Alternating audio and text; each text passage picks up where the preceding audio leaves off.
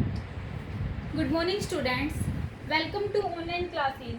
सो students, last video में मैंने आपको आपकी जो क्लास 7th है उसका साइंस का चैप्टर है, सिक्स लेसन है हमारा, physical and chemical changes. So students, मैंने आपको एनसीईआरटी एग्जाम्पलर प्रॉब्लम्स के क्वेश्चन करवाए थे, क्वेश्चन नंबर 3 तक।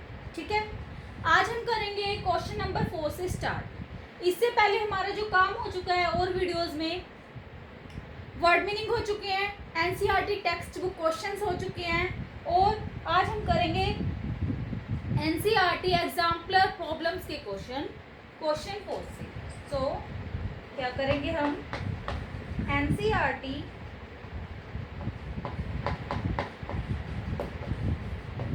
एग्जाम्पलर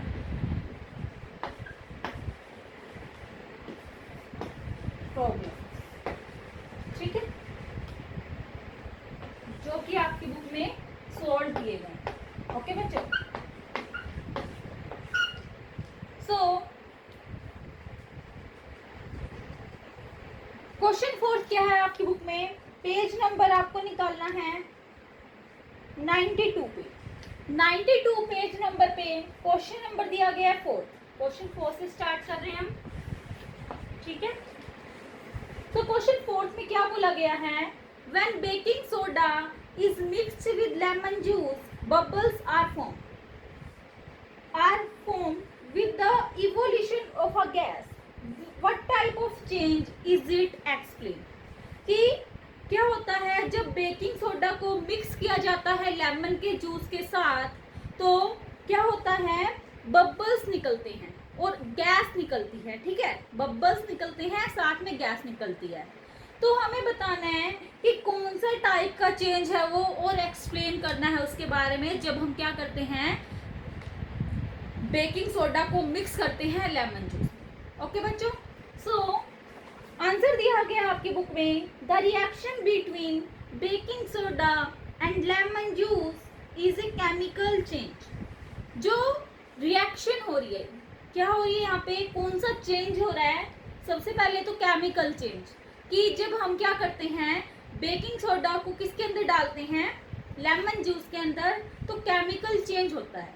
ओके बच्चों, आगे दिया गया है because a new substance, A gas called carbon dioxide is formed, the reaction is irreversible. क्या बोला गया है कि एक नया सब्सटेंस निकलता है। क्या बोला है इसने कि जब बेकिंग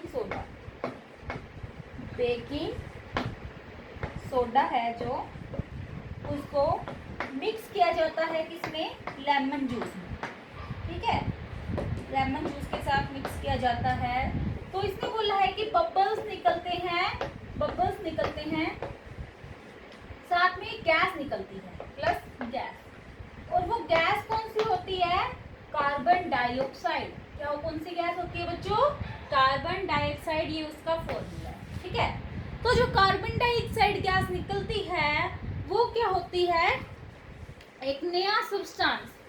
हमने क्या किया था, दो चीज ली, उससे एक नया सब्सटेंस बना, और वो ये है, ठीक है, CO2। सो जो ये नया सब्सटेंस बनता है, इसके अंदर ये क्या होता है, गैस होती है, जिसको कार्बन डाइऑक्साइड बोलते हैं। ओके, सेकंड पॉइंट दिया गया है, द रिएक्शन इज इरिवर्सिबल। अगर हमने इन दोनों को आपस में मिक्स कर दिया है, तो इससे जो ये गैस फॉर्म हो रही है बच्चों, ये क्या होती है, इसको हम दोबारा से इस फॉर्म में कन्वर्ट नहीं कर सकते। मीन्स इससे हम ये दोबारा, ये रिएक्टेंट है जो हमारे लिए नहीं ला सकते, तो इसी वजह से बोला गया है कि क्या होती है, इरिवर्सिबल होती है। ओके बच्चों, सो क्वेश्चन 4 तुम्हारे यहीं पे कंप्लीट होते हैं। ठीक है, अब हम करते हैं क्वेश्चन नंबर 5। आपकी बुक में क्वेश्चन नंबर 5 दिया गया है, when a candle burns both physical and chemical changes take place, identify these changes, give another example of a familiar process in which both the chemical and physical changes takes place।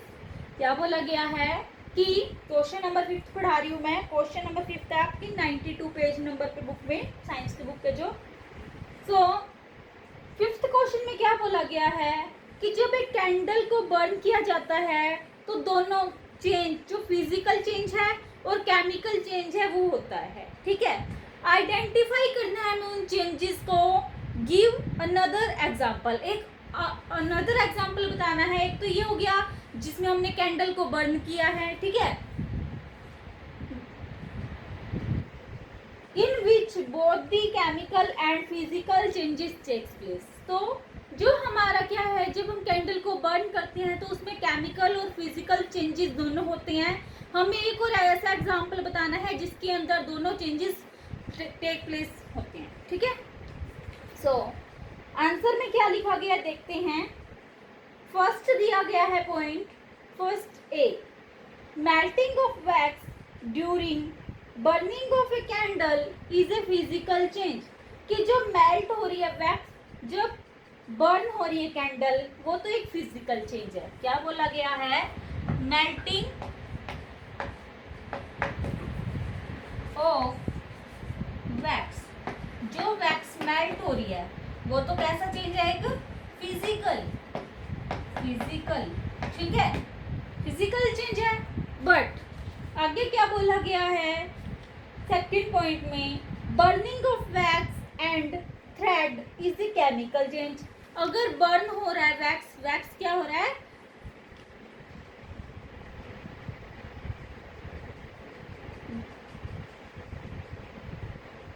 Burning of candle आएगा यहाँ पे, burning of candle and thread is a chemical change.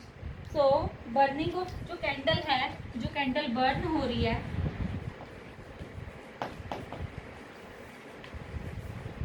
ठीक है, वो तो जल चुकी, अब दोबारा से कैंडल थोड़ी ना बनेगी। Plus burning of candle and thread, वो कैसे टाइप के चेंजेस है बच्चों, केमिकल चेंज। ठीक है, सो हमारा जो ये क्वेश्चन नंबर 5 है, इसका जो फर्स्ट पॉइंट है वो तो कंप्लीट होता है। सेकंड पॉइंट में क्या दिया गया है, the use of LPG also involves two changes. जो हम यूज करते हैं एलपीजी को, लिक्विफाइड पेट्रोलियम गैस, एलपीजी के फुल फॉर्म एक मार्क्स में आ सकती है, ध्यान से, एलपीजी क्या होगी इसकी फुल फॉर्म, लिक्विफाइड पेट्रोलियम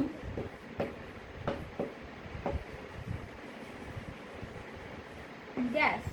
ठीक है, ये 1.1 मार्क में आ सकता है, फुल फॉर्म क्या होती है एलपीजी की। सो क्या बोला गया है, जो यूज होता है एलपीजी का, उसके अंदर भी दो टाइप के चेंज होते हैं, और वो दो टाइप के चेंज कौन कौन से होते हैं वो देखते हैं। ठीक है, फर्स्ट पॉइंट बोला गया है A, when the valve is open the liquid LPG gets vaporized. जब हम क्या करते हैं, ओपन करते हैं, तो क्या होती है, जो एलपीजी गैस है वो क्या हो जाती है, वेपराइज हो जाती है। लिक्विड एलपीजी क्या हो जाती है, वेपराइज हो जाती है, मीन्स उसके वेपर बन जाते हैं। ठीक है, this step is a physical change. ये जो स्टेप हुआ कि जब हमने ओपन किया तो उससे जो लिक्विफाइड पेट्रोलियम गैस है, लिक्विड फॉर्म में थी, वो क्या हो जाती है, वेपराइज हो जाती है। वो गैस, सॉरी गैसेस फॉर्म में है, वो वेपराइज हो जाती है। तो उसमें जो स्टेप हो रहा है, ये स्टेप में कैसा चेंज हो रहा है, फिजिकल चेंज। ठीक है,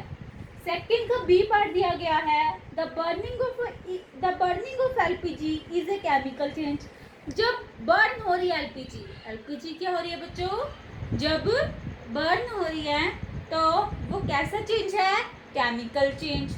because the gas on burning produce carbon dioxide gas, क्योंकि जो गैस है एलपीजी जब बर्न होती है तो वो प्रोड्यूस करती है कौन सी गैस को, CO2 means carbon dioxide gas को, and gives light and heat. और क्या देती है, लाइट भी देती है और साथ साथ में क्या देती है, वो हीट भी प्रोड्यूस करती है। ठीक है, सो ये होता है हमारा क्वेश्चन नंबर 5 कंप्लीट। ओके बच्चों, अब हम करते हैं आपके बुक में जो क्वेश्चन सिक्स्थ दिया गया है, how would you show that setting of curd is a chemical change. आप कैसे शो करोगे कि जो दही है, कर्ड क्या होती है, कर्ड का मीनिंग आप लिख सकते हो दही, जो दही जम जाती है, सेट हो जाती है, वो एक केमिकल चेंज है। आप कैसे शो करोगे कि जो सेटिंग ऑफ कर्ड है वो कैसा चेंज है, एक केमिकल चेंज है, कैसे आप शो करोगे इसको। ठीक है, क्वेश्चन नंबर अब हम कर रहे हैं बच्चों 6th क्वेश्चन। इसको मैं रब कर देती हूँ।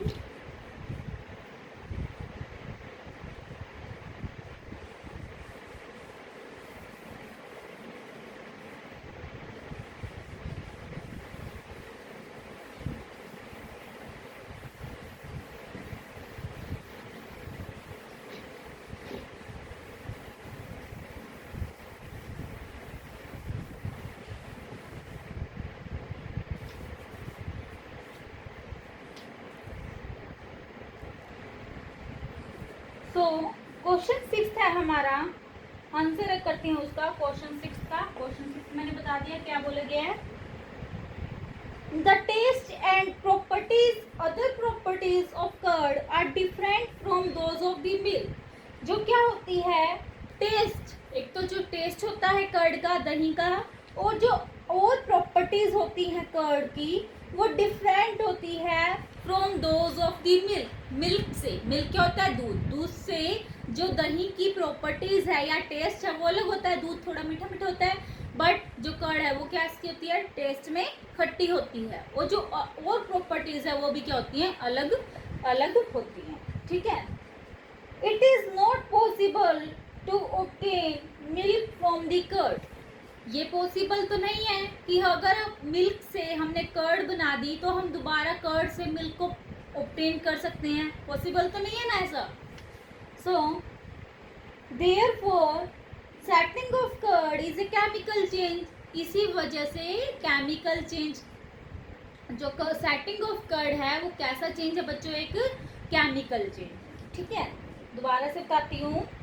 The taste and other properties of curd are different from those of the milk. It is not possible to obtain milk from the curd.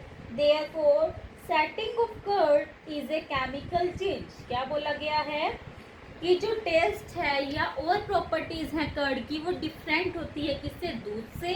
ठीक है, हम ऐसा तो नहीं कर सकते कि दूध से दही से दूध को प्राप्त कर ले दोबारा से। ठीक है, इसी वजह से जो सेटिंग ऑफ कर्ड है वो एक कैसे टाइप का चेंज है बच्चों, केमिकल चेंज। ओके, इसी के साथ हमारा जो क्वेश्चन 6 है वो भी यहाँ पे कंप्लीट होता है। अब हम करेंगे क्वेश्चन नंबर 7। क्वेश्चन नंबर 7 में क्या बोला गया है, क्वेश्चन 6 हो गया, क्वेश्चन 7। ठीक, explain why burning of would and cutting it into small pieces are considered as two different type of changes। क्या बोला गया है क्वेश्चन 7 में, दोबारा से एक बार पढ़ते हैं क्वेश्चन को। Explain why burning of wood and cutting it into small pieces are considered as two different type of changes। कि जो हम क्या करते हैं, बर्न करते हैं, लकड़ी को हम जलाते हैं, बर्निंग करते हैं, और क्या करते हैं, उसको कट करते हैं छोटे छोटे पीसेस के अंदर। क्या होता है, वो दोनों अलग अलग टाइप के चेंज है, एक्सप्लेन करना है हमें। इसमें क्या बोला गया है कि जो हम बर्न करते हैं वुड को और उसको साथ में क्या करते हैं, छोटे छोटे पीस के अंदर कट करते हैं, उसमें कौन सा टाइप का चेंज है या अलग अलग टाइप के चेंज है, उनको एक्सप्लेन करना है। ठीक है, सो आंसर दिया गया है, cutting of wood into smaller pieces is a physical change because due to cutting only physical properties such as size and shape are change. कि जो हम कट करते हैं वुड को छोटे छोटे पीस के अंदर, वह कैसे टाइप का चेंज है, फिजिकल चेंज। बिकॉज, क्योंकि due to cutting only physical properties such as size and shape are change. क्योंकि क्या होता है, जब हम कट करते हैं वुड को तो उसकी जो फिजिकल प्रॉपर्टीज है वो चेंज होती है। फिजिकल प्रॉपर्टीज कौन कौन सी, जैसे साइज, शेप, कलर, ठीक है, ये होती है। तो उसके साइज और जो शेप है वो चेंज होता है, यहाँ पे कलर नहीं आएगा। Each piece of wood still shows the original properties of the wood. जो हर एक पीस है वुड का, अगर मान लो हमने लकड़ी को अलग अलग छोटे छोटे पीसेस के अंदर कट कर दिया, ब्रेक डाउन कर दिया उसको, तो उससे वो लकड़ी ही रहेगी ना, ऐसा तो नहीं है कि लोहा बन जाएगा, ठीक है। तो इसी वजह से क्या बोला गया है कि जो हर एक पीस है वुड का वो शो करेगा उसकी ओरिजिनल प्रॉपर्टी। किसकी ओरिजिनल प्रॉपर्टी? लकड़ी की, वुड की, ठीक है। आगे समझ आपको? सो आगे बढ़ते हैं। सेकंड पॉइंट दिया गया है जो ड्यूरिंग बर्निंग। तो क्या बोला, अब इससे हमें क्या समझ में आया कि जो कटिंग ऑफ वुड है वो कैसे टाइप का चेंज है? फिजिकल कटिंग ऑफ वुड, इस टाइप का चेंज है बच्चों, फिजिकल चेंज, फिजिकल चेंज, ठीक है। आगे क्या दिया गया है? Burning of wood, sorry, during burning, जब बर्न होती है, लकड़ी जलती है, wood gets converted into carbon dioxide and gas. Wood से क्या हो रहा है, क्या क्या ड्यूरिंग बर्निंग जो वुड है उससे क्या होगा, एक तो कार्बन डाइऑक्साइड प्लस में ऐश, इन दोनों चीज की फॉर्मेशन होगी, ये दोनों चीज प्रोड्यूस होंगी, और heat and light are also produce, और साथ में हीट भी प्रोड्यूस होगी और लाइट भी प्रोड्यूस होगी, ठीक है। We can not get wood back by combining carbon dioxide and ash, therefore burning of wood is a chemical change. अगर मान लो क्या हो गया है कि कार्बन डाइऑक्साइड और जो ऐश है, ऐश का मीनिंग होता है बच्चे राख, जो कार्बन डाइऑक्साइड गैस और राख प्रोड्यूस हो गई है, जब हम हीट कर रहे हैं, सॉरी बर्न कर रहे हैं वुड को, तो हम क्या नहीं कर सकते, दोबारा से वुड को ऑब्टेन्ड नहीं कर सकते। सो इसी वजह से जो बर्निंग ऑफ वुड है वो कैसे टाइप का चेंज है बच्चों, एक केमिकल चेंज, ठीक है। तो इससे हमें क्या पता लग गया,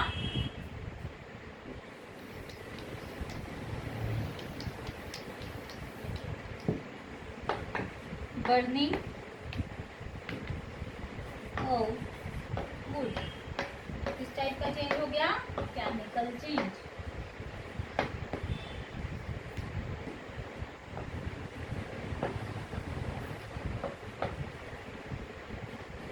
ठीक है, ये हो गया हमारा क्वेश्चन नंबर 7 कंप्लीट। अब हम करते हैं क्वेश्चन नंबर 8। 8th क्वेश्चन क्या है, describe how crystals of copper sulphate are prepared. हमें डिस्क्राइब करना है कि जो कॉपर सल्फेट के क्रिस्टल्स है वो कैसे प्रिपेयर होते हैं। तो इसके लिए आपको पेज नंबर 90 पे एक्टिविटी 4 दी गई है, वहाँ पे देखना होगा। एक्टिविटी 4 देखो बच्चों, ये दी गई है, ठीक है। ये एक्टिविटी मैंने आपको समझा दी थी, तो आप जो मेरी पिछला वीडियो लेक्चर है वहाँ से आप इसको समझ सकते हो, जब मैंने एक्सप्लेनेशन करवाई थी आपको लेसन की, ठीक है। सो ये आप अपने आप करोगे।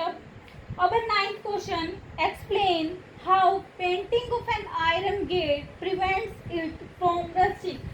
क्वेश्चन नंबर क्या कर रहे हैं, 9। क्या बोला गया क्वेश्चन 9 में, एक्सप्लेन करना है कि जो पेंट करते हैं हम आयरन गेट को, वो रस्टिंग से कैसे बचाता है, जंग लगने से कैसे बचाता है, ठीक है।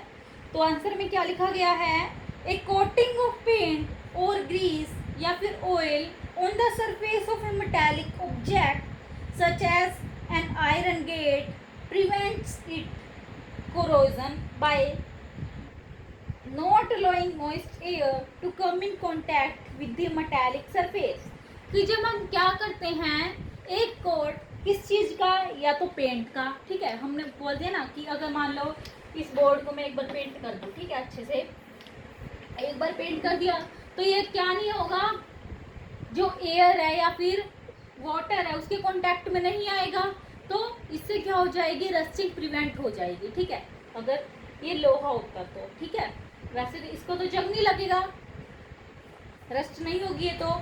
सो क्या बोला गया है कि जो कोटिंग है पेंट की, अगर या फिर हम ग्रीस लगा दिया, पेंट का एक कोट कर दे, या फिर ऑयल लगा दे हम मेटालिक ऑब्जेक्ट के सरफेस पे, जैसे कि एक आयरन का गेट हो गया, तो उससे क्या होगा, प्रिवेंट होगा corrosion by not allowing moisture to come in contact with the metallic surface, क्योंकि जो कांटेक्ट है मेटालिक सरफेस के साथ एयर का या फिर मॉइस्चर का, वो क्या नहीं होगा, कांटेक्ट में नहीं आएगा, तो इससे क्या हो जाएगी, प्रिवेंट रस्टिंग। ओके, समझ आ गया होगा आपको।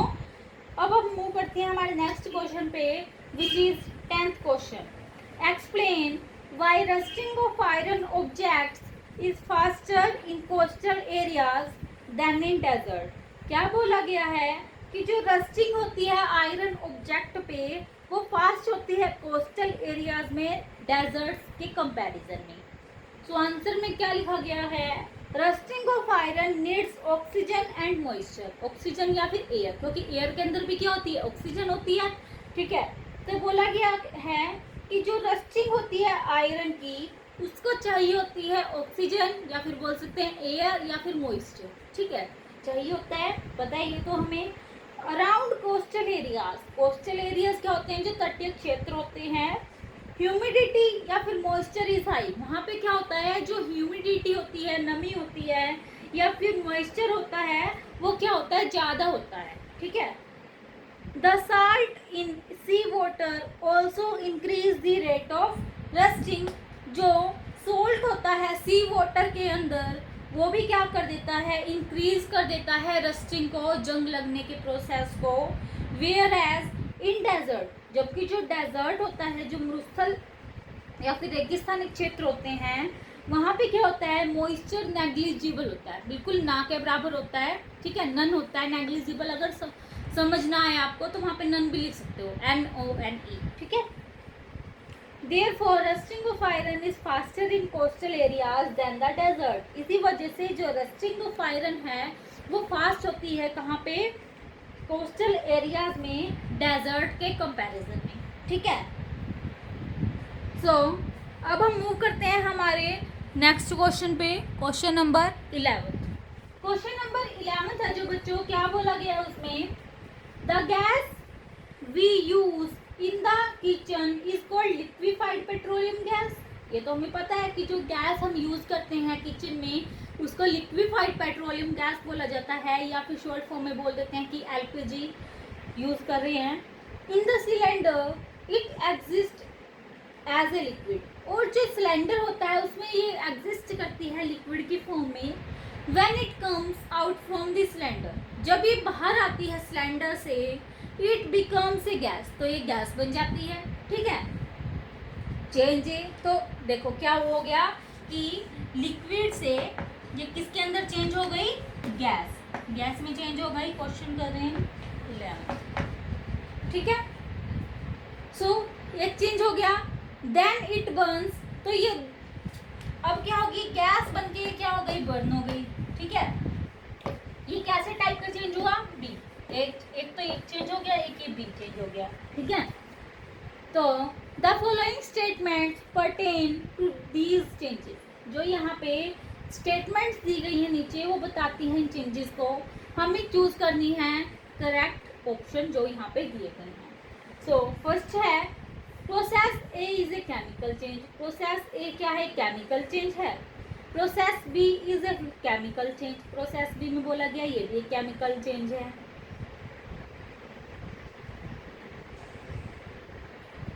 थर्ड है, both processes A and B are chemical changes, जो दोनों प्रोसेस हैं ए और बी, जब लिक्विड से गैस बन रही है और गैस को बर्न किया जा रहा है, तो ये दोनों चेंज बोले गए हैं कि केमिकल चेंज है। None of these process is a chemical change, इनमें से कोई सी भी प्रोसेस एक केमिकल चेंज नहीं है। तो हमें जो भी ऑप्शन यहाँ पे ठीक लगता है बच्चों वो बताना है। तो आंसर में दिया गया है, the correct answer is second. Second answer क्या है, करेक्ट है। सबसे पहली बात तो क्या है कि क्वेश्चन 11 का जो सेकेंड ऑप्शन है वो क्या है, करेक्ट है।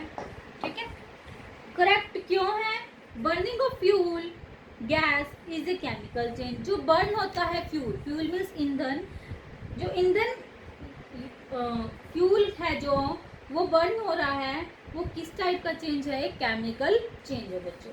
ठीक है, तो ये जो सेकंड ऑप्शन था इसीलिए करेक्ट था। अब हम करते हैं मूव हमारे नेक्स्ट क्वेश्चन पे, विच इज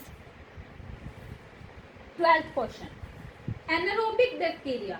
एनारोबिक बैक्टीरिया तो पहले बता दो, आप पूछोगे कि मैम होता क्या है ये। एनारोबिक बैक्टीरिया क्या होता है? जिसको ऑक्सीजन की नीड नहीं होती है सर्वाइवल के लिए, उसे बोलते हैं एनारोबिक बैक्टीरिया।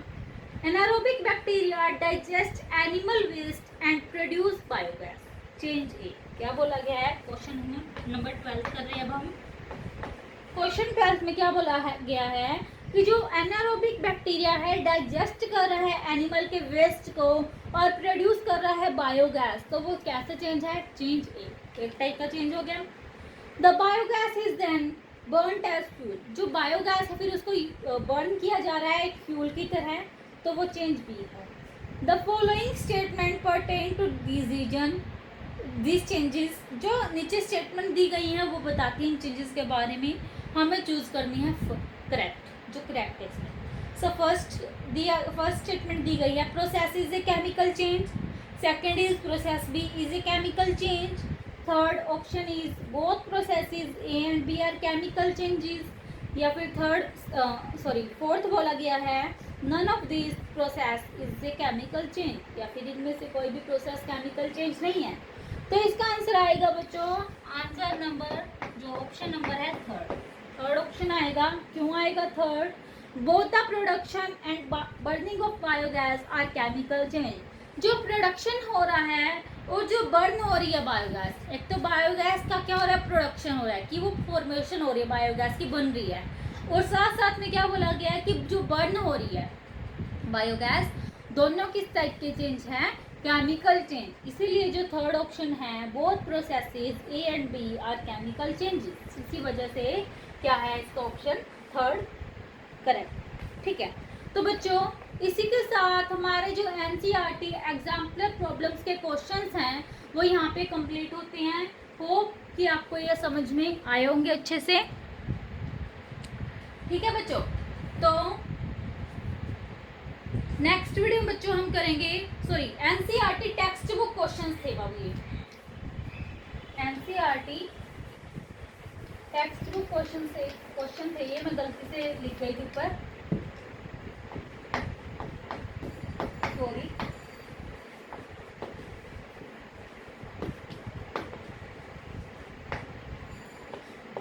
ठीक है, जो आपकी बुक में छोड़ दिए गए थे। आगे हम करेंगे बच्चों नेक्स्ट वीडियो लेक्चर में एनसीईआरटी एग्जाम्पलर प्रॉब्लम्स के क्वेश्चन जो आपकी बुक में सॉल्व दिए गए हैं। ठीक है, उनको भी आपको लर्न करना है।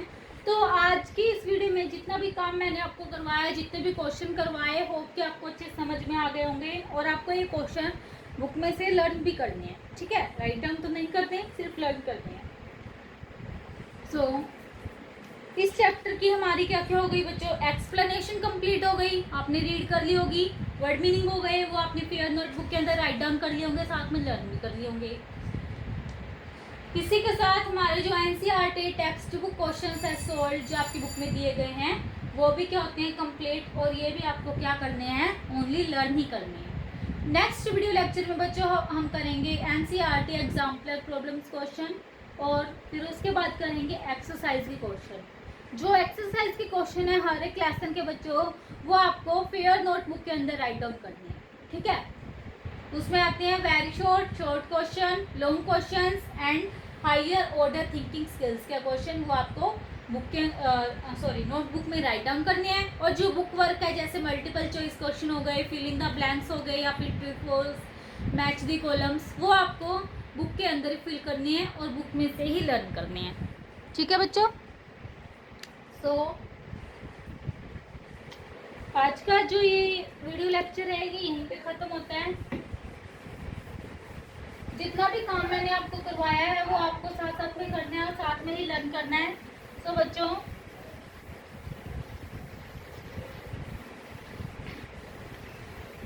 Thank you and have a nice